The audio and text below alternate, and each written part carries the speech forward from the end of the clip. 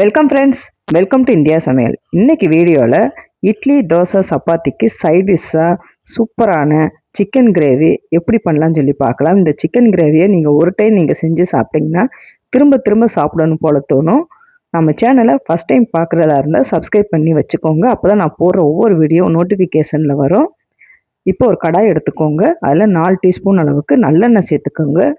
1/4 teaspoon அளவுக்கு சோம்பு, பொரிஞ்சதுக்கப்புறமா கொஞ்சமாக கருவேப்பிலை சேர்த்துடலாம்.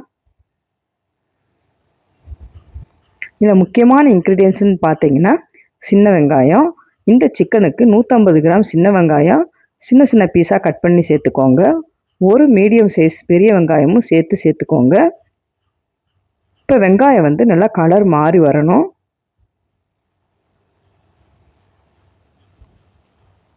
இப்போ பார்த்தீங்கன்னா வெங்காயம் நல்லா வதங்கிருச்சு. இந்த ஸ்டேஜில் இஞ்சி பூண்டு பேஸ்ட்டு 2 டீஸ்பூன் அளவுக்கு சேர்த்துக்கோங்க. இப்போ இஞ்சி பூண்டு பேஸ்ட்டு பச்சை வாசனை போகிற அளவுக்கு நல்லா வதக்கிடலாம். ஸ்டவ்வை லோ ஃப்ளேமில் வச்சுக்கோங்க, இல்லைன்னா கறியிரும். இப்போ பார்த்தீங்கன்னா இஞ்சி பூண்டு பேஸ்ட்டும் நல்லா வதங்கி வந்துருச்சு. 2 மீடியம் சைஸ் தக்காளி, 2 தக்காளி பொடியாக கட் பண்ணி சேர்த்துடலாம். இப்போ தக்காளி நல்லா மசிஞ்சு வரணும். உங்களுக்கு பார்த்தாலே தெரியும், நல்லா தக்காளி எல்லாம் நல்லா மசிஞ்சு வந்திருக்கு. இந்த மாதிரி நல்லா வதக்கிக்கோங்க. இப்போ வெங்காயம் தக்காளி நல்லா எண்ணெய் பிரிஞ்சுற அளவுக்கு நல்லா வதங்கி வந்துருச்சு. இந்த பக்குவத்துக்கு இருக்கணும். 1 கிலோ சிக்கனை நல்லா வாஷ் பண்ணிவிட்டு நான் மஞ்சத்தூளெலாம் சேர்த்து வாஷ் பண்ணி எடுத்து வச்சுருக்கேன். அதை இதோடையே சேர்த்துடலாம்.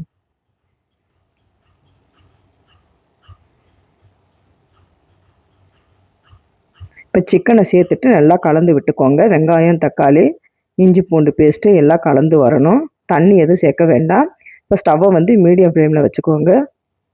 ஒரு 2 நிமிஷம் இந்த மாதிரி வதக்குனிங்கன்னா தனித்தனி பீஸாக நம்மளுக்கு வெளியே வந்துடும். இப்போ பார்த்தாலே தெரியும், இந்த மாதிரி நல்லா வதக்குனதுக்கப்புறம் நல்லா தனித்தனி பீஸாக இருக்குது பாருங்கள். இதுக்கப்புறம் தான் நம்ம மசாலாவெல்லாம் சேர்க்க போகிறோம். ஸ்டவ்வை லோ ஃப்ளேம்லேயே வச்சுக்கோங்க. இப்போ நான் எங்கள் ஊரில் இருக்கக்கூடிய சிக்கன் 65 பவுடர் 2 டீஸ்பூன் அளவுக்கு நான் சேர்த்துருக்கேன். அதில் உப்பு காரம் எல்லாமே கரெக்டாக இருக்கும். முக்கியமான இன்க்ரீடியன்ட்ஸ்னு சொல்லி பார்த்தீங்கன்னா வீட்டு மசாலா பவுடர் 1 டீஸ்பூன் அளவுக்கு நான் சேர்த்துருக்கேன். இதை டேஸ்ட்டை கொஞ்சம் இன்க்ரீஸ் பண்ணும். ஆல்ரெடி உப்பு சேர்ந்துருக்கு, கொஞ்சமாக மட்டும் உப்பு சேர்த்துக்கோங்க. கரம் மசாலா 1/4 டீஸ்பூன் அளவுக்கு சேர்த்துக்கலாம். புதினா கொஞ்சமாக சேர்த்து இந்த மாதிரி கட் பண்ணி சேர்த்துக்கோங்க. இப்போ சேர்த்துட்டு நல்லா மிக்ஸ் பண்ணிக்கிறலாம். இப்போ நல்லா கலந்து விட்டுக்கோங்க. தண்ணி எதுவும் சேர்க்க வேண்டாம். சிக்கன்லேயும் நல்லா தண்ணி விடும். இப்போ மூடி போட்டு கொஞ்ச நேரம் நல்லா வேக வச்சு எடுத்துக்கிறலாம். இந்த மாதிரி நல்லா கலந்து விட்டுக்கோங்க.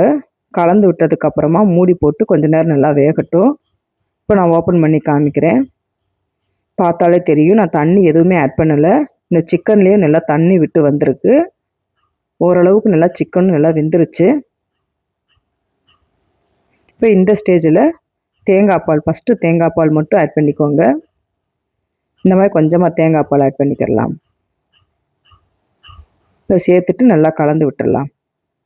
உங்களுக்கு எவ்வளோ சிக்கன் கிரேவி வேணுமோ அதுக்கு தகுந்தாப்பில் நீங்கள் தேங்காய் பால் சேர்த்துக்கோங்க.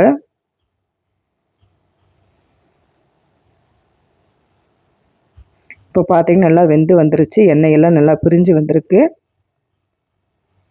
இப்போ ஃபைனலாக 1/2 டீஸ்பூன் அளவுக்கு மிளகுத்தூள் சேர்த்துக்கலாம். இப்போ சேர்த்துட்டு நல்லா கலந்து விட்டுடலாம்.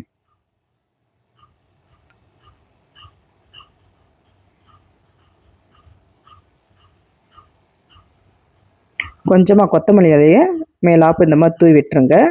தூவி விட்டுட்டு மூடி போட்டு ஸ்டவ்வை லோ ஃப்ளேமில் வச்சு ஒரு 5 நிமிஷம் நம்ம குக் பண்ணி எடுத்துக்கலாம்.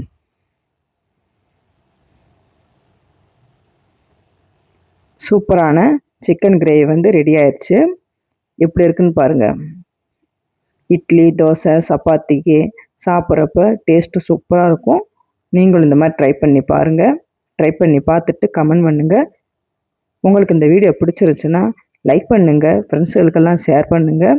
உங்களை நான் வேறு வீடியோவில் சந்திக்கிறேன். பாய். தேங்க்ஸ் ஃபார் வாட்சிங். உங்களுக்கு ஏதாவது வீடியோ வேணும்னா கமெண்ட் பாக்ஸில் கமெண்ட் பண்ணலாம்.